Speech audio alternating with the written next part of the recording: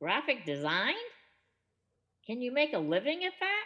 Three, two, one, fun, fun, fun, fun, fun, fun, fun, fun. Welcome to Design Futures, a show about what happens after design school.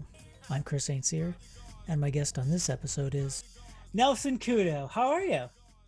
I'm doing well. How are you? I'm good. Long I can't wait to hear your story. I know it has been a long time. Let's get to the intro. Nelson is a Massachusetts-based art director and graphic designer specializing in branding and logo design. He has also worked on editorial packaging and illustration projects for clients such as Hasbro, Cadillac, YMCA, Puma, The Art of Shaving, and Rhode Island College. His work has been featured on Under Consideration's Brand New, The Die Line, Grits and Grids, How Magazine, and in the book Logo Lounge 11. He is a 2003 graduate of the Massachusetts College of Art and Design. That's a mouthful, yeah. That is, well, I think the most significant part that I have to we talked a little bit about it. We touched on it. In 2003, there are lots of terms. We'll give you the OG title for right now because you're the oldest so far that's been a guest on this show. I'll take it. That's great. That just means you have the most experience, more stories, more bumps and bruises, more challenges, more successes, probably all that stuff, right? Yeah, especially the bumps and bruises. Well, there's it's almost been 20 years. Next year you'll 20 years out of school. Out of school, yeah. And that's where we met at MassArt. Right. And you're gonna have to, because it has been a while, you're gonna have to remind me, was I a TA in a class that you were taking? Or it may have started that way, but you did end up becoming a professor there. I was not a professor. Or I know you led the class. Yeah, okay. I think I taught I had my own course in the spring. Okay. Probably. Yeah. And it was year. I don't know if it was the exact title, but it was pretty much the equivalent to like web design. Okay. When we were still slicing everything up in Photoshop. Oh yeah. All that good stuff. So. Oh, it makes my skin crawl just thinking about that process that we went through back then. Yeah. It was a challenge for sure, but it was an eye opener for me because it was something that I definitely saw growing in the industry and something I wanted to, get a grasp on and learn a bit more of. So it was tough going, but pretty invaluable. When you did graduate, you mentioned more taking a traditional path or to graphic design anyway. So where did you get a job right after graduation? Like, what was your time frame there? Where did you go? I didn't right away. I came back home. I grew up in Rhode Island pretty much my whole life. I'm in Massachusetts now, but went back home, just found a local job to keep busy while I looked. And then I came across an internship in Boston. I think the company's either merged or been bought, but at the time it was Partners and Simons. They primarily focused on pharmaceutical clients, if I remember right. So I did a 3-month stint there. Got my first really awful X-Acto knife experience doing that. But it wasn't in school. It was on the job. It was on the job. Yeah, I did okay at school, which is amazing considering I didn't get much sleep. But yeah, on the job, it was one of these rush things for a client presentation. They got the intern to cut up some boards, and then I ended up at Mass Journal. So, wow, it was that serious? It was bad. Yeah, it was a bit of a fountain. It wasn't good, but. Yeah, great experience there, though. It was it opened my eyes to to what sort of the real world was like out there with design and seeing what agencies were like with people walking around and collaborating and having meetings here, meetings there, and it's not all just designers, but account execs and everything that goes along with that. So that was a really great experience. I was then offered a job again closer to home with an individual I've worked with now for about 15 years, so almost my whole career. So really small boutique shop, which led me then to the position I was last in before doing freelance work. And what was the company that you worked for before your recent move to consulting work? Stebbings, is that what? Stebbings, yeah, Stebbings Partners. Yep, yep. Okay. So they were kind of a sort of a one-stop shop. They did a lot of design and branding work, along with photography, which is sort of their bread and butter. But yeah, once the pandemic came, hit the company pretty hard. Yeah. So they had to make some business decisions, and yeah, a good bit of us ended up becoming laid off and having to Right. figure things out. And that's just what it was. But it wasn't a huge surprise. The writing was sort of on the wall there. My wife worked with them too. She was there Oh, almost her whole career, so 15 or so years. So we were both wow. suddenly out of a job. That's rough. When you factor in the mortgage and the kids and everything else that goes along with it, Yeah. it was a scary time. But luckily, things have panned out. That's good. And so now you're doing your own thing, consulting, art directing, designing. We touched on that. You got a family. Yeah. You're doing this on your own. So what's your regular day or week like, kind of managing life and work? Because are you working at home too? Are you Yeah, I working? am. Okay. Yeah. Okay. So I fortunately I have a dedicated space here in Oh, the that's good. house to be able to shut the door and Yeah. focus on work, but it doesn't stop the interruptions. It still happens. Yeah, sure. So yeah, again with freelance, it's been sort of up and down, highs and lows. I'm still sort of figuring a few things out here and there, and just trying to get a good grasp of doing this on my own. It's one thing when you're at an agency and you've got several capable people doing lots of things, and they all kind of help you out. But when you're on your own, it's like, man, now you're invoicing, now you're writing creative briefs, now you're doing all these different things. So it's tough trying to prioritize all those different things and how to squeeze all of that into a day. So on a day-to-day basis, during school anyway, get the kids ready for school. I drive my daughter to school, come back, and then I drop my son off to his bus stop. And from there, going through emails, just the kind of standard early morning stuff. Yeah, I try to sort of have a checklist of things to get done during the day. And so I'll try to get as much billable time as possible into a day. I do periodically take breaks and make it a priority to do that, to get up off my butt, Right. get outside. I don't have any windows down here. I'm in my basement too. So I got to get outside. And luckily I live a bit out in the sticks here. So get to go outside, enjoy some fresh air, listen to the birds sing, things like that. So I've got to do it. Otherwise I just I go crazy. So especially at this point in my career, like if I don't take those breaks, it can be a tough day. You have kids, and so are you like taking breaks to like pick up kids from school or like get them settled in the afternoon? Like, yeah, those I guess are they're the pros of freelancing, where you can sort of stop in the middle of your day, as long as you don't have a in-person meeting or anything like that.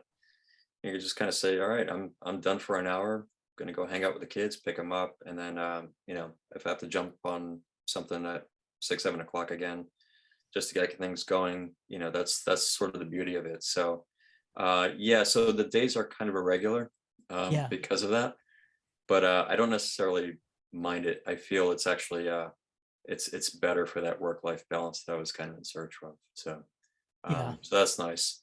And with my son is he's special needs, he's autistic, so try to take some time of the day to kind of help with his needs, and go through some of the therapy stuff that we go through from day to day. So yeah, I always try to make time for some of that stuff too. So it's a pretty busy day. By about 9 o'clock around now, I tend to get ready for bed. Do you have a nap? So sometimes when I do these interviews, because I do record them, like at night, like sometimes I take a nap during the day. Did you take a nap today? I didn't. No, I moved boulders in my yard, so I'm so ready for one right now. You're so tired right now. Like, okay, I'll try to keep you awake for the interview. I had my coffee earlier on, so I think I'm good. But Are you building a stone wall or something? What are you doing? no, so Moving boulders? I changed a sort of a feature that was in the front lawn, and just turning it into grass. But there were some boulders there, and I'm like, oh, I'm gonna move these things, and took my truck and tried to do it. They wouldn't budge. I'm digging, and then I'm finding out these things are like icebergs. You know, you Yeah, see the right. tip, and you got about 2/3 of it underground. I'm going, all right, I got to put this away. I got to get ready for the Yeah. interview here. So yeah, long day, long day. Long. It sounds like it's gonna be a long week. You gotta go dig up the Yeah, rest of that yeah. rock. It's gonna be a tough summer. It feels good though. It feels good to do that kind of stuff when you're in front of a computer all day long. Get your hands like literally dirty out there. Yeah. Yeah. I don't mind I do. People who know me really well know I hate yard work. I just it. hate it. Here it is. It's on the record now. I hate yard work. I hate my lawn. I admit it. I hate my Yeah, lawn. I wish it were a lot it's a smaller. love-hate thing for sure. Yeah, it looks great when it's all cut and trimmed and all that, but Yeah. yeah, I don't look forward to doing it, but I should probably get outside more than I do. Gotta have some fresh air, break from the screen, right? I think that's what a lot of people have definitely been talking about the past few years, Yeah. right? With the pandemic, but even before that. I mean, I remember when I was a student, people, some of the big agencies that all of us followed, we were excited to graduate and go work in the field, and we'd read a lot of the news stuff about advertising agencies and design agencies, and there was still talk decades ago about like Yeah. the work life and the remote office. And I remember this one article that I think it was about Chiat Day. They were experimenting with this idea of remote office and having meetings wherever you could have a meeting. And one example they gave was like, yeah, we're going to go to like a Major League Baseball game and have a meeting in the stands, like I guess if that works out, that sounds great to Yeah. me. Yeah, it's nothing new, but people are really grasping to it now. Yeah. We'll It's figure it vital to out. take these breaks for me though. Yeah, it's good for my anxiety, good for stress. The power of a walk outside is incredible, really.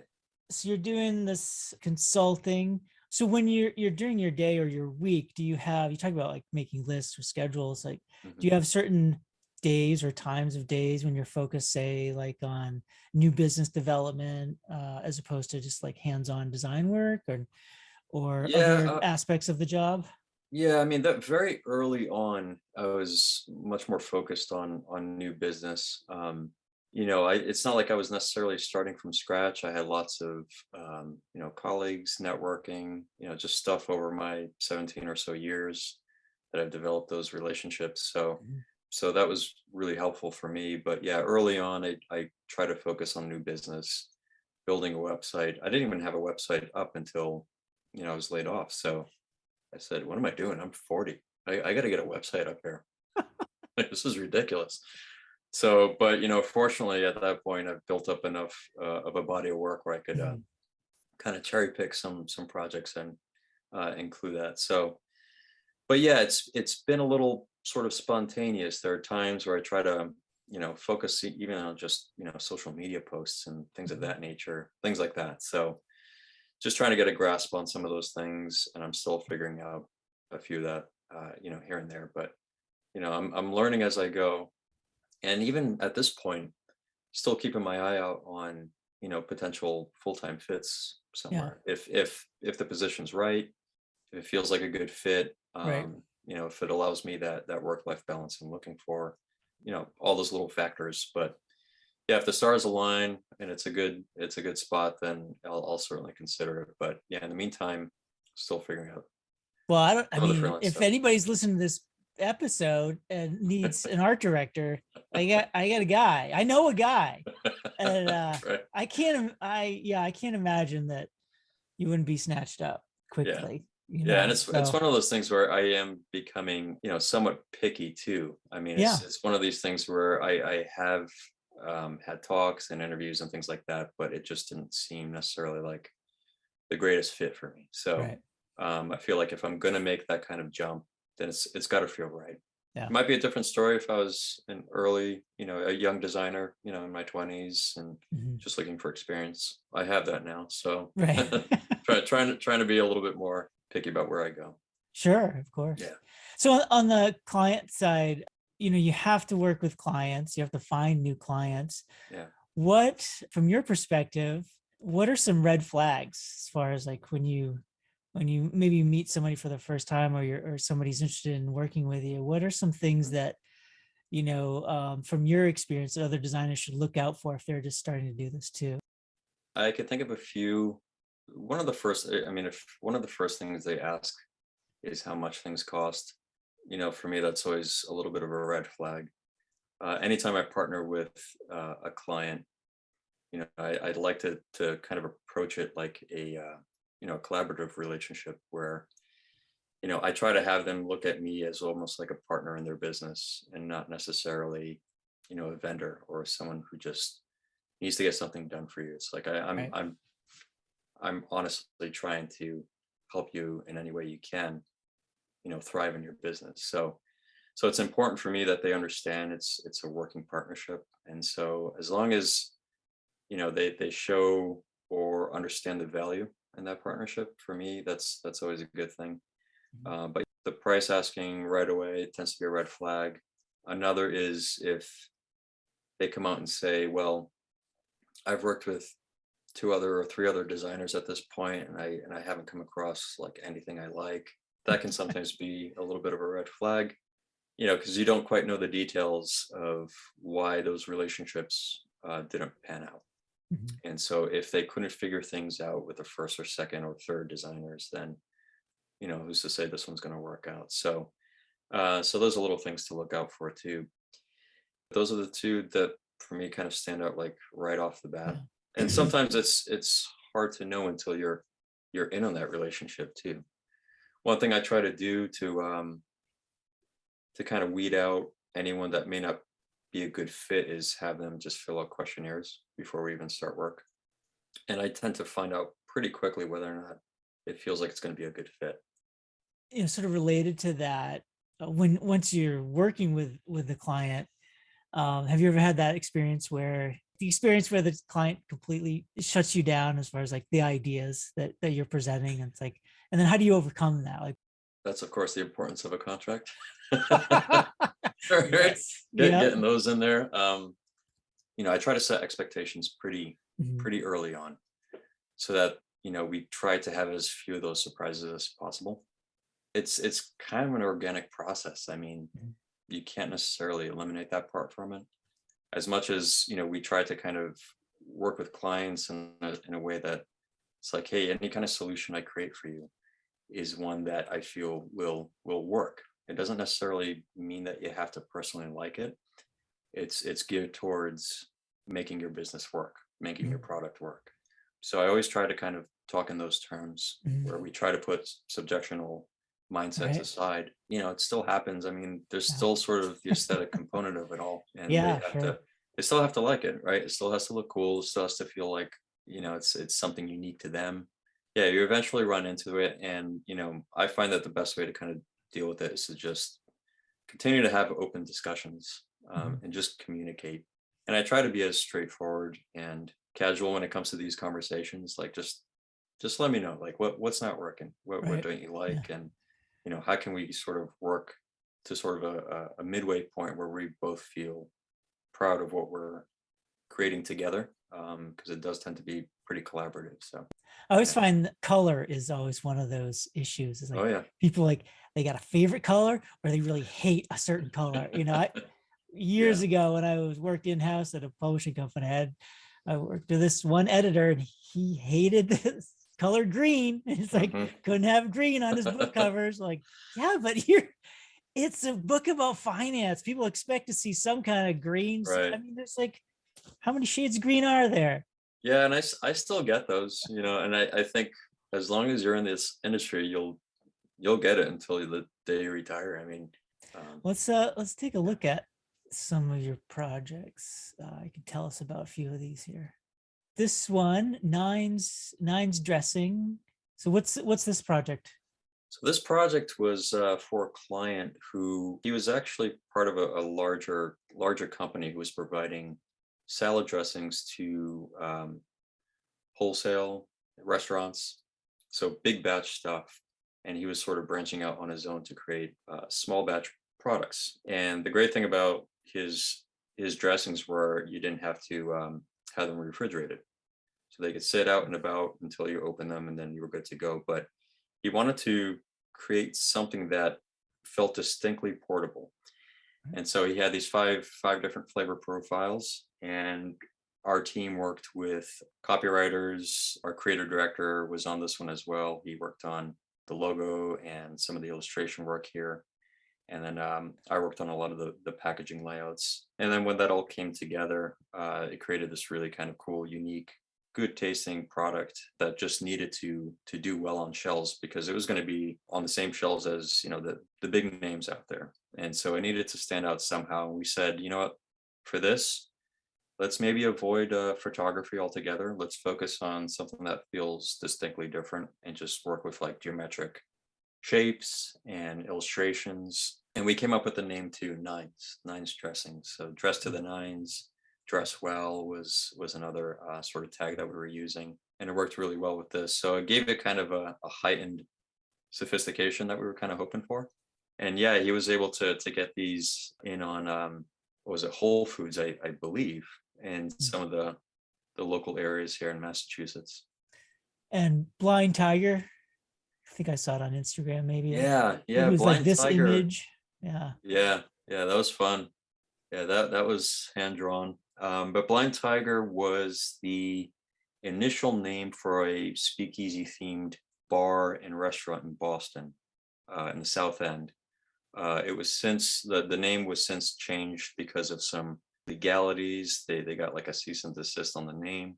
And so, but all this work was done prior to getting that. So, but you know, one thing they kind of wanted to focus on was just sort of a kind of a gritty underground look that paired actually well with the interior, which was like completely decked out with like tiger patterned like rugs, and it was pretty cool. It was pretty cool how it ended up turning out. Yeah, so in terms of like art direction, it ended up changing to, you know, the different name, slightly different look. But this was a project that I always kind of had a love for, because I loved how the you know, the hand-drawn type and the hand-drawn illustrations just kind of came together. And the client loved it until you know, until we got the until we got the letter there. so Or you they had to got the change the letter. name. Yeah, Like, oh, you gotta be kidding. So yeah. so things turned out well in the end. But yeah, this was still a favorite of mine. And this third one here, Griddlers. What's Riddlers, this? yeah. This was it was a fast food spot up in Boston. It was run by the same hospitality group as the Blind Tiger project, and they had a few of these.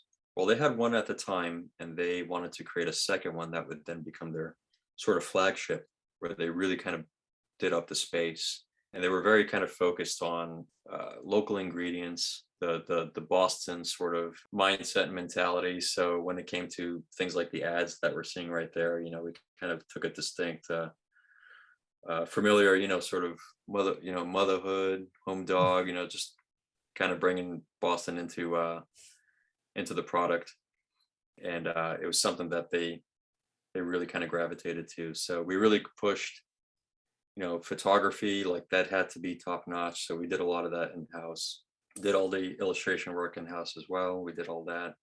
Yeah, the one thing I tell a lot of people when they view my portfolio is like, you know, it's a culmination of collaborative work. You know, Right. it's always the kind of thing where I could have started something and then my creative director would finish it, and vice versa. So we were able to sort of feed off of each other's styles. It was a small group. It was just a few designers.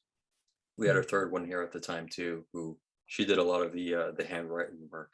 And then we had an amazing photographer who was able to capture some of their stuff and make it look incredible. Yeah, food photography is hard. It's not easy. Yeah. Great food stylist, amazing photographer. And then we would pair it with some of the color palettes and patterns that we were working on. I initially went to school as an illustrator and converted to design. So. Oh, okay. I don't know if I So knew yeah, that. anytime I can instill illustration, if it makes sense for the project, I'll try to get some in there. Very cool. Yeah, let's talk about that, because we talked about, or you were in the web class that I was trying to teach. I don't know how well I did it back then. I think I got a handle on it now. It's been 20 years. So um, let's talk about MassArt. So how did you find MassArt? How did you, I mean, you grew up in Rhode Island, so you probably knew it from there, but like, how did you, Yeah. what's your pathway from going from like high school to getting to MassArt and illustration and then to study Yeah. design? Yeah. So my art teacher in high school, Deanna Campitaro, she was great. She helped me a lot with the whole process of finding where I was going to end up going. I was trying my hand at a few different places. Montserrat was another one. She really wanted me to try RISD, even though I knew I wasn't going to be able to afford it. I said, but I'll apply. Let me check it out. So, Yeah. but MassArt was another one that she spoke highly of, and she says, listen, it's a short drive away, train right away. That might be a really good alternative to something like a RISD. So I said, yeah, let's give that a shot. I was accepted, but up to that point, I was focused on illustration. I thought going into school I was gonna become a comic book artist. Who does Um, it who doesn't think that when you're 17, 18 years old? yeah, that was my jam. I mean, I'd stay up as a teenager super late, just copying, my favorite artists, and staying up 2, 3, 4 o'clock in the morning doing that before getting ready for school. So that's where my head was at. Like that's where I was Sure. going. And so, but she said, hey, you kind of have to expand things to try out, just so these folks look at you and say, hey, let's give this kid a shot. So, but yeah, I gave MassArt a try, fell in love with it. But like every art student, high school art student going into college, you figure out you suck compared to everyone else. That's what everybody says, but then Oh you man, you may be find a your rock way. star in high school, but as soon as you walk through those doors and you see the talent, and you just sit there and you go, "Oh man, like all right, I'm in trouble." Like these are the people I'm competing against. So, Every student says that, and they're talented oh too. You're talented. You were probably talented then. You got into MassArt, yeah, you yeah. So know? I mean, it was great, great school, great professors. But I also thought, hey, I was never really introduced to graphic design until I got to MassArt. Mhm. Realistically. So there was very little of that in high school. I didn't really know what design was, but I started to see what other students were creating in those classes in the communications department, and I'm like, oh wow, you're doing that with typography, like just a few letters, and you're making this look that cool. I was kind of blown away by it, Right. and I thought, hey, listen, like unless you're a rock star illustrator coming out of school, it might be pretty tough finding steady work. So I was hearing stories of, a lot of the kids in the communications department, coming right off the bat with job offers and things like that. So kind of made a decision at that point to say, hey, if I can incorporate my illustrative skills to, Mhm. this design thing, I could probably make it work, and fell in love with it. So So what was because my I was a grad student there. So grad yep. school is so different than undergrad. What was your experience like in terms of MassArt as a school, as a culture? It's right there in the Fenway area. There's museums, Yeah. Northeastern's right there, Wentworth. There's a lot going on in that part of Boston. Yeah. Like for you. Yeah, it was a bit of an eye opener for sure. I grew up in a really tiny city of Central Falls in Rhode Island. So yeah, it was really small. So going up to Boston, I mean, I was familiar with Boston. I've been up there a few times. I have family nearby. But to experience the school and the city, legitimately, for the 4 years was eye opening, and in a good way. So it helped Yeah. kind of open my eyes to just different cultures, different forms of art, different ways of kind of thinking about problem solving with art. And again, professors were, I always had a great experiences with my professors, Liz Resnick, Chaz Davies, Mhm. who was there for a little while. People like that helped shape your mind pretty quickly, because they were so engaging, and at times, really entertaining. Yeah. Chaz, I remember being incredibly animated. Oh yeah. He was Yeah. this incredible poster designer, and just got not just myself, but I remember everybody was just kind of blown away by, his mindset and just his way to get you to think a little bit deeper. Mhm. As a kid, just figuring things out, you kind of go to the obvious things, and he'll say, well, what about this? And everyone just goes, of course, like, geez, why don't we think of that? And he's Right. just spitting this stuff out left and right, and you're going, all Yeah. right, well, that's why you are who you are. Right. Because yeah, this is all Yeah. second nature to you. But I had the same. I kind of remember that feeling too, because he would sit in on grad critiques, yeah, and like, wow, that guy's super smart and talented. yeah, you had that part of the school. I love that the media lab was open pretty much throughout the night, so you can go in there and practice. And the city itself, it's great. It's great. It's just for me, it's kind of a busier version of Providence. So yeah, I've always kind of liked it, but I did a lot of commuting too. Mm. So there were times where I'd stay up there for some time, but always catching the train back home. But it was, yeah, overall it Yeah. really was a fantastic experience, and I thoroughly enjoyed my time there. So that's MassArt. I remember previously we talked.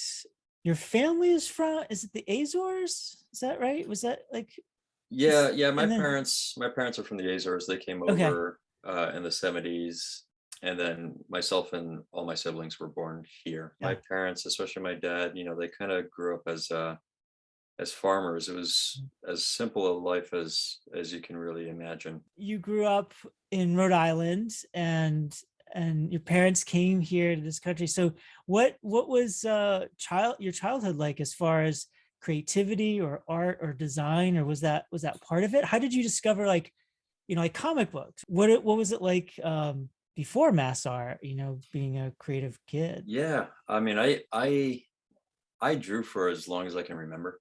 Mhm. So it's always something that I gravitated to make me happy. Right. And it's funny because art somewhat runs in the family with uncles and things like that, but my parents are not artists in the least. At all. And Yeah.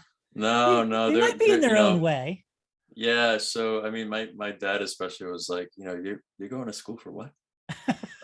Like you can make a living with that? Are you sure? Are you I said, sure? yeah, I'm pretty sure. Yeah, I know it doesn't look it right now. I mean, he saw, especially in college, he saw the struggles of the late nights and things like that. And, Right. like any good parent, I mean, they just kind of show their concern and going like, hey, is this really something you want to do? And I said, yeah, it's something I've always loved. So you had some family maybe that were a little creative, there's here and there.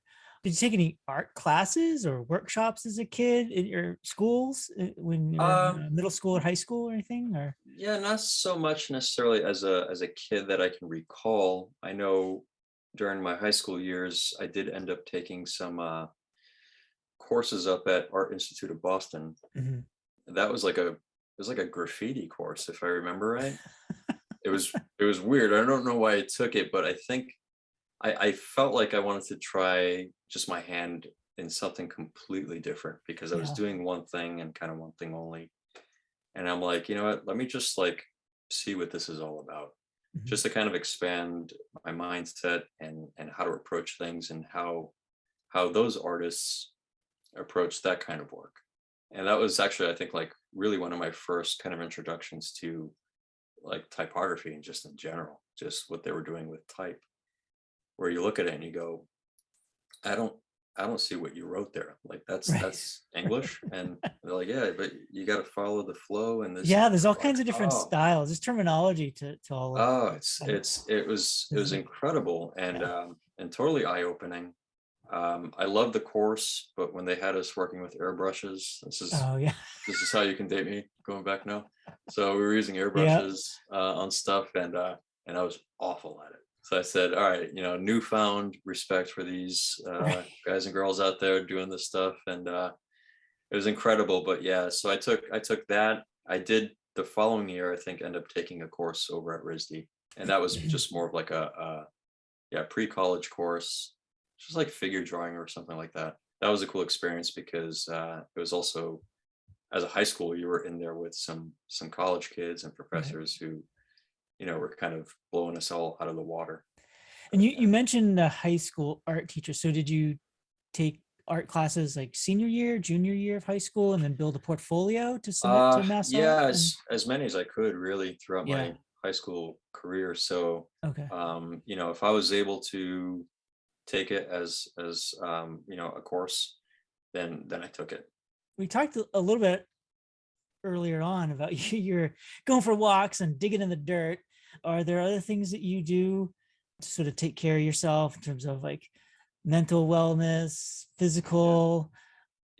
Fatherhood has taken kind of the driver's seat on most of that stuff outside of design. So if I'm not designing, I'm doing something probably for the kids or family. So That um can be both invigorating and tiring, though, exhausting even yeah, being a yeah, it's parent. it certainly can, and with my son being special needs, sometime throughout the day to kind of assist with some of his therapies and things like that are important.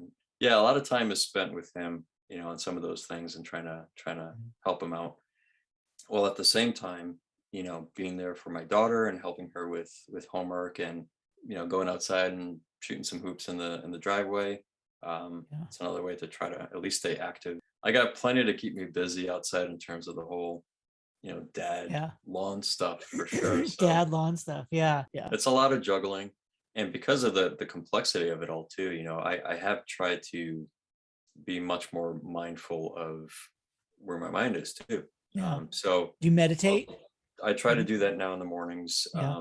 After I drop off the kids, right after breakfast, I'll Mhm. try to take, a good 10-15 minutes to just channel stuff out and kind of reset the mind to Yeah. zero and start the day there. I think I saw on your Twitter, you commented on something about something to do with motocross. Are you a motocross fan? Yeah, so I love motorcycle racing. Yeah, and the big one there is MotoGP, which is kind of the equivalent to Formula One racing. Yeah, I fell in love with it in my teens and just have continued to follow ever since. So And do you have a bike? in my early days, I mean, it was one of those dreams of mine. Like, hey, at some point get up and get my license, which I did, and I thought it was going to happen. And it wasn't long after that where I became a dad, and I said, all right, I gotta put priorities first here. No So motorcycle. yeah, so no, I've become a fan now watching it, and it's Yeah. I Okay. still get a kick out of it. It's pretty amazing to watch. All right. Let's move on to the pop quiz. Right to the serious question or important question for somebody who works for themselves. How do you back up your files? Oh boy. So I do cloud, and I have a backup drive hooked up to my computer. You gotta have a backup to the backup. Yep. You're working from home. You got probably easy enough access to lots of beverages. What do you drink while you're working? Yeah, I keep it simple. It's typically water. Yeah, yeah. After a long day of moving boulders, though, it was straight to the beer. So Straight that's for a the cold after one. work beverage, the Yeah, but beer. it's usually like a cup of coffee in the morning. Yeah. Throughout the remainder of the day, it's typically just water. And you have a beer preference in the evening after moving boulders and moving pixels around the screen? Yeah, something that's just like a lager, something easy to go down. Let's see. Favorite Boston neighborhood? I liked the South End. I've always thought that was a pretty cool spot. Lots of young professionals out there. Lots of cool spots. Okay. Sketchbook, blank or gridded? Blank. Free Yeah. form, huh? Type or image? Type. Music genre that you design to? I listen to a bunch of different stuff, but I tend to listen to a lot of film scores. All right, so you have your own setup there at home, laptop or desktop? Oh man, I'm still on my 2013 iMac. It's a dinosaur. I got Yeah. a little iMac museum though in the other room. Just Yeah. some old Turn it stuff into a goldfish bowl, one of those old ones there. just Yeah. kicking around. Yeah. Yeah. You've designed a lot of logos, but what's a logo that you haven't designed that you wish you had designed? FedEx for me has always just been a brilliant logo. I just love how simple and bold it is, and it works so well in a system. It's fantastic. Everybody knows now about the hidden arrow and everything. What? Wait, what are you talking about? There's Hidden Oh, Hero. yeah, check it out. If you weren't a designer, what would you be? Good question. I think I'd be helping people in some way. I don't know what. Both my parents were social workers, and they used to bring me over to their workplace every now and then just to kind of see what they do and help out. And so it always kind of had an impression on me. And so I don't know. I guess if I wasn't a designer, I'd do something to help people out. Nice, nice. Final thoughts for aspiring designers, students, recent graduates? And I guess I'd kind of say, just experience and time is your friend. You're not going to know everything up front. So be humble, listen, collaborate, especially the listening part. I mean, try to do your best there with that. The more you listen, I think the better a designer you become. But do your best with collaboration. You often, do much better work when you realize others are giving you input that you may not have thought of. So always be open to collaboration, always listen, and always keep an open mind. Check your ego at the door, and it'll make you a better designer in the end. Yeah. Well said. I was going to say, it's like, you sound like somebody who's been doing this for a while. So Yeah. it's so great to catch up with you. It was awesome. Likewise. Yeah, this has been really fun and super happy to catch up. All right. Thanks, Nelson. I'll talk to you later. Thanks again. Take care. Bye.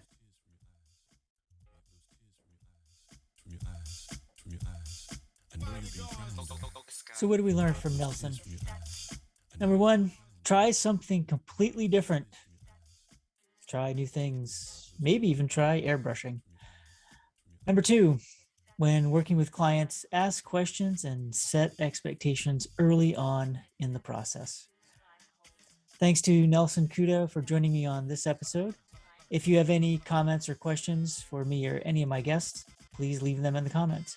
And subscribe so you can catch the next episode of Design Futures. Until next time, go learn something. Your future depends on it. Thanks for listening. See ya.